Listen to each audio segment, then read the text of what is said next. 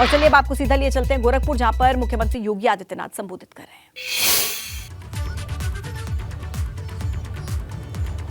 पहली सेवा है पहली शर्त है सेवा, देश के प्रति सेवा।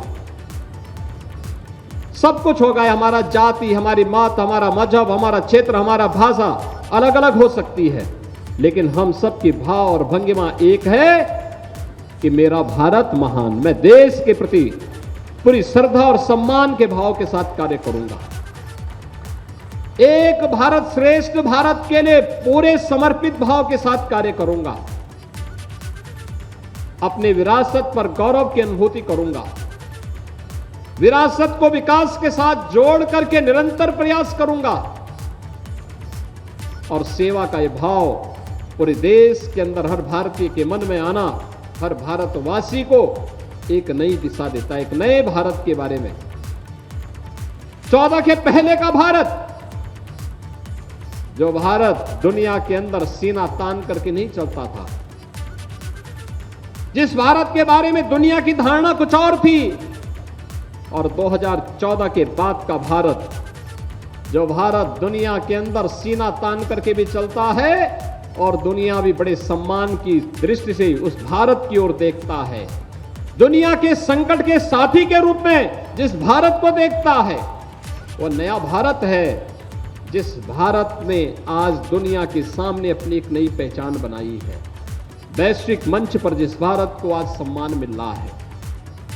कल योग दिवस है और अंतर्राष्ट्रीय योग दिवस के अवसर पर मेरी आप सबसे अपील होगी, आप भी अपने गांव, अपने वार्ड, अपने क्षेत्र, जहां पर हो सके, गांव है अमृत सरोवर होगा, अमृत सरोवर में योगासन का कार्यक्रम सुबह 6 बजे से 8 बजे के बीच जरूर उपस्थित होइए।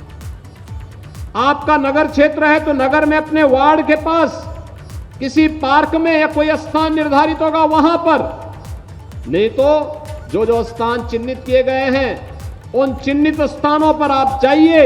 योगासन के कार्यक्रम में भाग लेकर के भारत की ऋषि परंपरा के इस उपहार के, जिसके प्रति कल कृतज्ञता ज्ञापित दुनिया करेगी और 140 करोड़ भारतीयों का सिर गर्व के साथ ऊपर उठेगा कि मेरे ऋषि परंपरा को सम्मान दुनिया आज दे रही है। भाइयों बहनों, यह संभव हो पाया है प्रधानमंत्री मोदी जी के कारण। यह मोदी जी के कारण हो पाया कि योग 21 जून की तिथि अंतर्राष्ट्रीय योग दिवस के रूप में मान्यता प्राप्त हुई।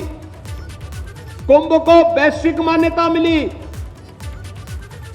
कुंभ यूनेस्को के द्वारा मान्यता प्रदान किया गया। मानवता के अमूर्त सांस्कृतिक धरोहर के रूप में कुंभ को मान्यता मिली। इससे बड़े गौरव की बात और क्या हो सकती है। और आज इसलिए भाइयों बहनों, योग की पूर्व संध्या पर, योग दिवस की पूर्व संध्या पर गोरखपुर संसदीय क्षेत्र से होने वाला यह सम्मेलन, यह सभा, 9 वर्ष की उपलब्धियों की यह सभा नए संकल्पों के साथ हमें आगे बढ़ने के लिए भी प्रेरित करती है। नए संकल्प जज्बों का होगा, विकास का होगा, सेवा का होगा। ये 9 वर्ष के उन संकल्पों के साथ आगे बढ़ने का एक नया जज्बा भी होगा और उसी के साथ जोड़ने के लिए आज हम सब आपके बीच में आए हैं कि सेवा का एक मॉडल जो मोदी जी ने दिया, सुशासन का जो मॉडल मोदी जी ने दिया, पहले होता क्या था, भ्रष्टाचार व्याप्त था, नए नए घोटाले हर दिन आते थे। स्वयं कांग्रेस के ही एक प्रधानमंत्री को घोषणा करनी पड़ी थी कि 100 रुपया भेजते हैं, नीचे 15 ही पहुंचता है, 85 रुपया बीच में दलाल खा जाते हैं। यह भ्रष्टाचार मॉडल था, यह भ्रष्टाचारी मॉडल था। मोदी जी ने सुशासन का जो मॉडल दिया, जो भ्रष्टाचार मुक्त है, जहां पे डीबीटी के माध्यम से एक क्लिक किया और हर लाभार्थी के खाते में पैसा पहुंचा। मैं अभी प्रधानमंत्री आवास योजना के लाभार्थियों से पूछ रहा था, यही जब ये मंच पर आ रहे थे, मैं उनसे पूछ रहा था कितना पैसा मिला, तो ग्रामीण क्षेत्र में वो कहते थे कि हमें 1,20,000 रुपये मकान के लिए मिला, 12,000 रुपये शौचालय के लिए मिला, 90 दिन की मनरेगा की मजदूरी मिली, मैंने कहा किसी ने पैसा तो नहीं मांगा? उन्होंने कहा नहीं, कोई पैसा मांग कैसे सकता, अब तो पैसा हमारे खाते में आ रहा है। भाइयों बहनों, ये एक मॉडल है सुशासन का, भ्रष्टाचार मुक्त मॉडल। नगरीय क्षेत्र में जिन लोगों को मिला उनसे पूछ रहा था कितना पैसा मिला, उन्होंने कहा 2.5 लाख रुपए हमारे अकाउंट में आया, हमने मकान अपना अच्छा बना लिया। भाइयों बहनों, ये लाभार्थियों के सम्मान का कार्यक्रम जब मंच पर होता है, उनसे यही पूछने का एक अवसर मिल जाता है कि आपको इस योजना का लाभ सही ढंग से मिला है कि नहीं मिला है। और इसीलिए एक संवाद, इसी के माध्यम से ये सुशासन का ये जो मॉडल, भ्रष्टाचार मुक्त मॉडल है, ये मोदी जी की देन है। और गरीब कल्याण की बात तो आज दुनिया उसको मॉडल के रूप में मान रही है। कोई सोचता था गरीबों के भी बैंक में अकाउंट होंगे? बाढ़ के समय हम लोग पैसा बांटने के लिए जाते थे, राहत बांटने के लिए जाते थे, गरीब को 1000 रुपया मिलता था तो पहले बैंक वाले कहते थे 500 रुपया मिला, बैंक वाले कहते थे 1000 रुपया लेके आओ, पहले अकाउंट खोलो, तब ये चेक बैंक में जमा करेंगे। नहीं होता था, चेक नहीं भुला पाता था, दलाल उस पैसे को लेता था, फिर वहां से फिर उस पैसे को लोग भुना पाते थे। आज तो जीरो बैलेंस पर गरीब का अकाउंट खुलना है, जनधन अकाउंट। पूरे देश के अंदर 48 करोड़ गरीबों के जनधन अकाउंट खोले गए और उत्तर प्रदेश के अंदर लगभग 9 करोड़ गरीबों के ये बैंक के अकाउंट खोले गए। 9 करोड़ गरीबों के, अनुभव करिए, इन 9 करोड़ लोगों के पास अपना अकाउंट ही नहीं था। याद करिए, देश के अंदर 10 करोड़ गरीबों को एक एक शौचालय मिला और उत्तर प्रदेश के अंदर 2 करोड़ 61 लाख गरीबों को शौचालय की लाभ दिया गया। यानी इन 10 करोड़ लोगों के पास देश के अंदर और 2 करोड़ 61 लाख लोगों के पास उत्तर प्रदेश के अंदर शौचालय ही नहीं था। वे लोग सड़कों पर जहां तहां बैठते थे, गंदगी होती थी, बीमारी होती थी। लोक लाज अलग है, नारी गरिमा अलग है। देश के अंदर 3 करोड़ 50 लाख गरीबों को एक एक आवास उपलब्ध करवाया गया और उत्तर प्रदेश के अंदर 54 लाख गरीबों को प्रधानमंत्री आवास योजना में एक एक आवास का लाभ मिला। आप सोचिए, इन 3.5 करोड़ गरीबों के पास अपना मकान था ही नहीं। उत्तर प्रदेश में 54 लाख गरीब ऐसे थे, आखिर उनकी भी तो कोई जाति रही होगी जिन गरीबों के पास मकान नहीं थे। क्या कर रही थी कांग्रेस 55 वर्षों तक? क्या कर रही थी ये समाजवादी पार्टी और बहुजन समाज पार्टी? 4-4 बार इन्हें सत्ता में रहने का अवसर मिला, लेकिन क्या कर रहे थे? इन 54 लाख गरीबों को मकान क्यों नहीं मिला? लेकिन पहली बार इन गरीबों को भी छत ढकने के लिए, सिर ढकने के लिए छत प्राप्त हुआ है। ये मोदी जी के कारण संभव हो पाया। भाइयों बहनों, एक गरीब को 5 लाख रुपए की आयुष्मान भारत की सुविधा प्राप्त हो। देश के अंदर 50 करोड़ लोग इसका लाभ ले रहे हैं, उत्तर प्रदेश के अंदर 10 करोड़ लोगों को इसकी सुविधा का लाभ दिया गया है। देश के अंदर 80 करोड़ लोगों को फ्री में राशन 3.25 वर्षों से लगातार प्राप्त हो रहा है और उत्तर प्रदेश में 15 करोड़ लोगों को फ्री में राशन की सुविधा का लाभ मिल रहा है। आप सोचिए, 1947 में भारत स्वतंत्र हुआ था। स्वतंत्रता के एक दिन पहले दुर्भाग्य से देश का विभाजन हुआ। पाकिस्तान पहले बन गया, हिंदुस्तान उसके बाद आजाद हुआ और हिंदुस्तान आज दुनिया की 5वीं बड़ी अर्थव्यवस्था है। फ्री में टेस्ट, फ्री में उपचार, फ्री में वैक्सीन और 80 करोड़ लोगों को फ्री में राशन की सुविधा पिछले 3-3.5 वर्ष से लगातार मिल रही है। और पाकिस्तान में 1 किलो आटा के लिए कैसे लोग छीना झपटी कर रहे हैं, जैसे मोहल्ले में बहुत बार देखने को मिलता होगा आपको। यही है भारत और पाकिस्तान में अंतर। भारत में खुशहाली है, भारत में समृद्धि है, भारत में योजना का लाभ बिना भेदभाव के हर गांव, हर गरीब, हर किसान, हर नौजवान को प्राप्त हो रहा है।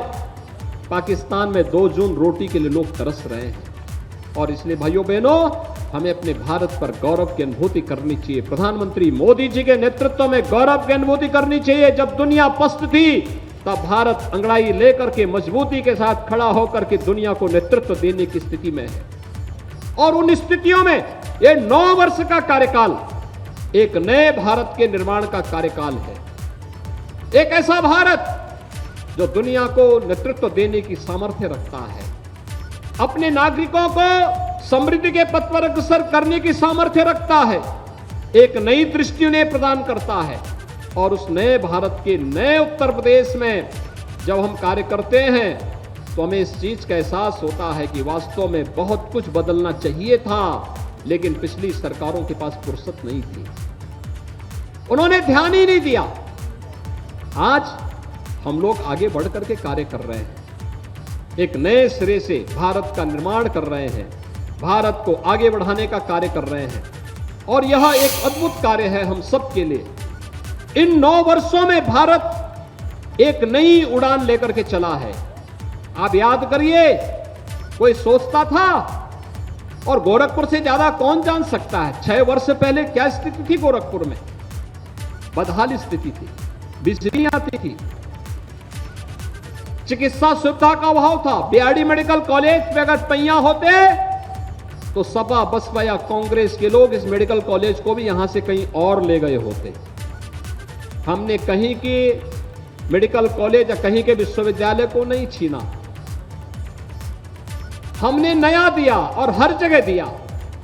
आज Uttar Pradesh 1 district 1 medical college की तरफ बढ़ रहा है। एक जनपद एक मेडिकल कॉलेज। पहले केवल गोरखपुर में मेडिकल कॉलेज था, आज गोरखपुर में एम्स भी है। बीआरडी मेडिकल कॉलेज में सुपर स्पेशलिटी का ब्लॉक भी बन गया है। फर्टिलाइजर फिर से चलने लग गया है। ये रामगढ़ ताल के किनारे जहां ये सभा हो रही है, आप जब आ रहे होंगे आपने देखा होगा रामगढ़ ताल को कितना चमक रहा है इस समय रामगढ़ ताल। और आप में से बहुत सारे लोग होंगे जो रवि किशन के साथ शूटिंग करने के लिए भी अपने आप को तैयार कर रहे होंगे। कितने लोग तैयार हैं जो रवि किशन के साथ शूटिंग करने को तैयार हैं? रवि किशन की फिल्म देखे हो? कितने लोगों ने उनकी फिल्म देखी है? ज्यादा लोगों ने देखी है। फ्री में देखी या पैसा लेकर के? फ्री में देखी होगी। उनकी फिल्म फ्री में मिलती कि नहीं मिलती देखने को?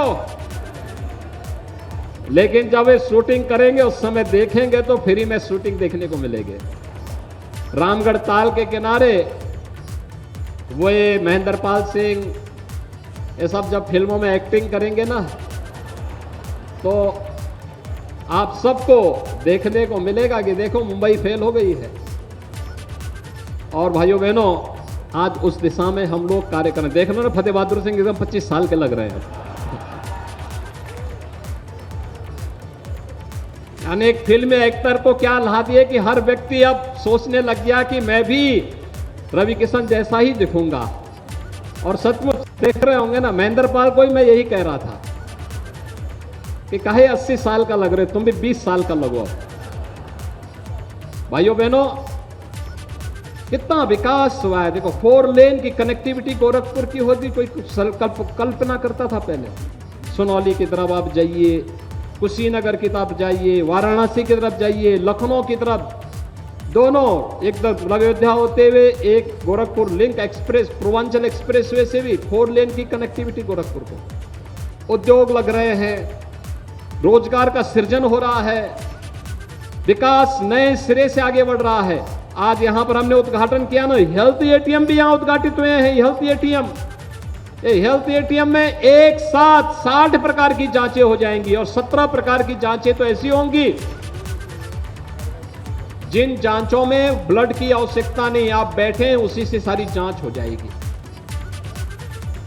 ये अलग अलग क्षेत्रों में लगाई जा रही है। प्रदेश भर में जहां चिकित्सक नहीं पहुंच सकता वहां हेल्थ एटीएम पहुंचेगा, एक टेक्नीशियन होगा और उसके माध्यम से तो मुख्यमंत्री योगी आदित्यनाथ को आप सुन रहे थे गोरखपुर में संबोधित करते हुए मुख्यमंत्री योगी आदित्यनाथ तमाम विकास परियोजनाओं का जिक्र करते हुए नजर आए।